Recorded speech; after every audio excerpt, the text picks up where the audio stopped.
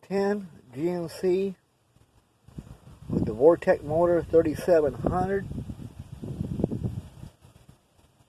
Well, at the bad time, just before the emission test, they had to install a new battery. Well, what happened is, when you unhook the battery, go get a new one, because you took the old one in for core, the time you're gone, the battery's out of the car, it deletes all the monitors and check engine codes that the computer has stored. So if you go back to smog the shop, just because you installed a new battery, at the same time you got to do the emission test on your vehicle, you drive down. Now it may fail the smog emission test because all the monitors had not completed their cycle. They call it a drive cycle. Okay, I think there might be 8 monitors. Okay, everything to do with the emissions. Okay, it'll store into that computer. Okay, like the map sensor, throttle body,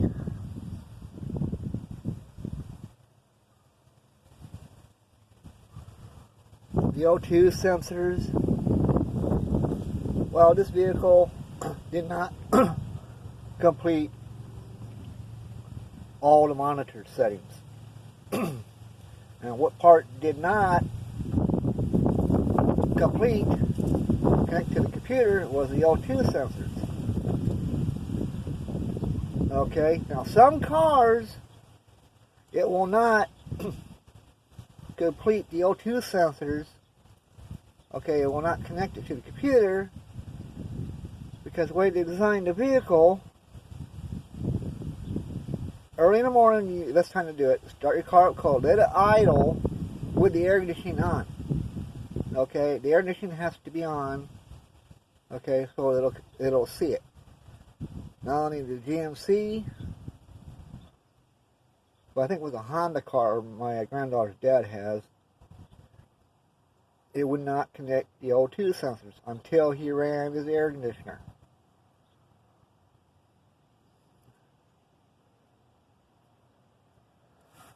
So anyways, like your airflow meter valve, EGR. Now the bad thing, this could be bad. Some people will reset the computer. Okay, they have a little pocket scanner or they'll unhook the battery to erase the check engine code. Now that might be okay to do if you got a 420 code. Okay, you got a weak catalytic converter. And you drive 100 miles and it's fine, everything's connected and it'll pass the emission test. The bad thing about when you erase check engine codes is, alright, if you got one part bad, like those O2 sensors or the EGR valve, let's say the car has 8 monitors, it may complete the cycle for 5 monitors, okay, and 3 of the monitors will not complete. Example, my daughter's car had a bad EGR valve, okay, so as soon as they put a new EGR valve, all 3 of those other monitors completed their cycle. Anyhow, so today I'm just going to do it.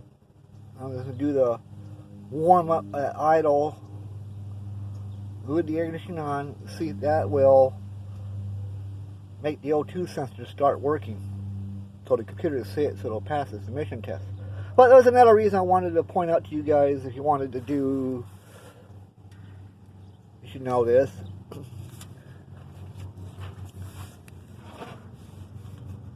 Your master cylinder on your car is low on fluid. Well, 2 reasons why that could be doing that. One, you got a leak, so you check all the wheels, see if they're wet, or a brake line, see if they're leaking. Like the back rear tires, you could have a rear wheel cylinder leaking. Or the other thing is, your brake pads, your brake shoes are worn out. So what happens is you put new brake pads on. As soon as you close the caliper, all the fluid will squirt back up in there and overflow it. So that's why you really shouldn't overfill it. You double check. If you do add more fluid before you replace the brake pads, you got something to suck some of that fluid out. That way, when you close the calipers back up, it won't overflow and run all over the side, maybe on your vehicle. So, two reasons why your master cylinder could be low on fluid is: one, it has a leak; two, your brake pads or shoes are worn out. Alright, I'll do another vehicle video on this GMC Canyon, the 2010 Canyon.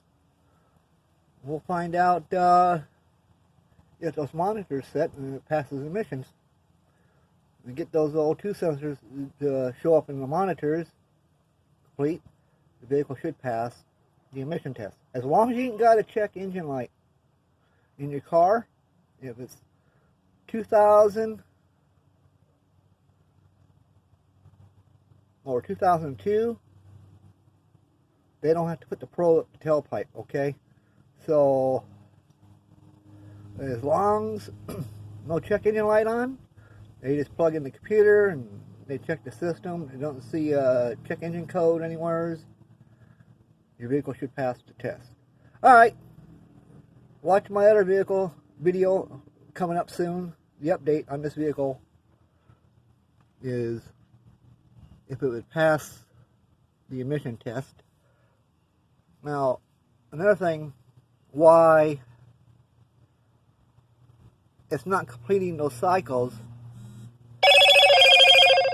is those O2 sensors could be bad and they won't connect, okay? So you may have to replace those O2 sensors for the computer to see them. Hopefully the catalytic converter ain't weak.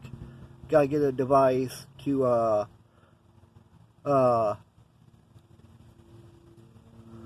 check the temperature on the cat, how hot it's getting. So when you take your vehicle in for an emission test, once you get there, it's warmed up. Don't shut it off. Leave it running. Keep it all warmed up. Alright? So, yeah, sometimes, like a little cam sensor, they get lubricant and stuff and have a lubricant problem. They may throw a check engine light and you reset the computer. And you drive 50 miles and all the monitors are set. As long as that check engine light hasn't popped up, back up, it should pass. So, cam sensor oil lubing is really not too serious of an emission problem. But there's a lot of other things you need to do. Spark plugs. Make sure none of your little rubber hoses ain't got cracks in them. And that'll give you a misfire code.